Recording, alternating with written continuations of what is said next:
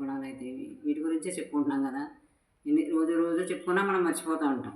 మళ్ళీ ఆ గుణాలన్నీ వచ్చేస్తూ ఉంటాయి. మనం ఎలా ఉండాలి, మన మాటలు ఎలా ఉండాలంటే మాధుర్యంగా ఉండాలి మాటల్లో. మాధుర్యం లోపిస్తే ఎలా ఉంటుంది, తీయదనం ఉండదు.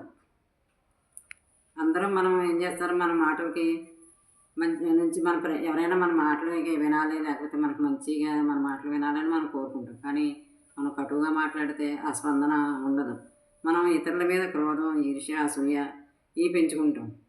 కాకికి కోకిలకి ఎంత తేడా స్వరంలో, అలాగే తీగా మాట్లాడిన వాళ్ళకి, క్రోధంతో మాట్లాడిన వాళ్ళకి, కాఠిన్యంగా మాట్లాడితే అంత తేడా ఉంటుంది అన్నమాట.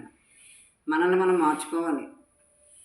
అవగుణాలను గుర్తిరిగి మనమే ఎవరు చెప్తే మన కోపం వచ్చేస్తుంది. అందుకని మన గుణాలను మనమే ఈ గుణాలన్నింటినీ మనం గుర్తిరిగి మంచి గుణాలుగా మార్చుకోవాలి. వెంటనే మనం గుర్తు పెట్టుకున్నాం అనుకోండి, వెంటనే తప్పు అని మనకు తెలిసిపోద్ది. దాన్ని మార్చుకోవాలన్నమాట. కొందరు చూడగానే సంతోషంతో మన ముఖం పువ్వులా ఇప్పారుతుంది. ఇంకొందరిని చూడగానే ముఖం మాడిపోద్ది. మనలో సకారాత్మక భావనలు అంటే మంచి భావనలు ఉంటే మొహంలో చక్కని తేజస్సు ఉంటుంది. కొంతమంది చూడండి నమస్కరించాలనిపిస్తుంది.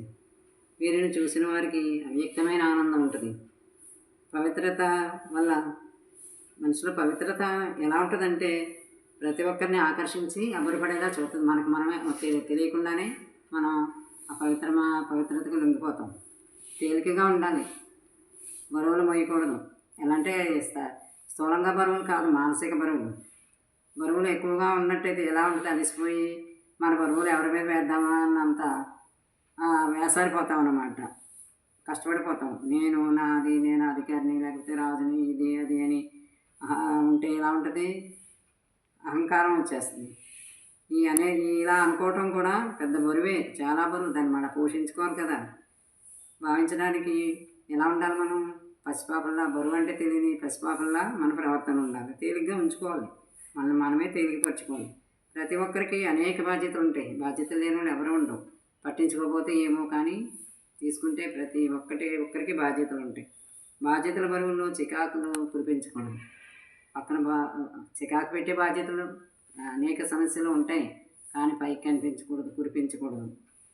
ఎలా ఉండాలి, గుణాలను మార్చుకోవాలి. సంకల్పాల్లో విధానాన్ని మార్చుకోవాలి.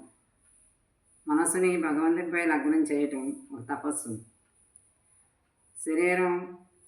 అభిమానిగా శరీరం నేను, నాది, నేను ఈ శరీరాన్ని అలా అభిమానిగా కాకుండా ఆత్మాభిమానిగా ఉంటే దృష్టిని మార్చుకోవచ్చు.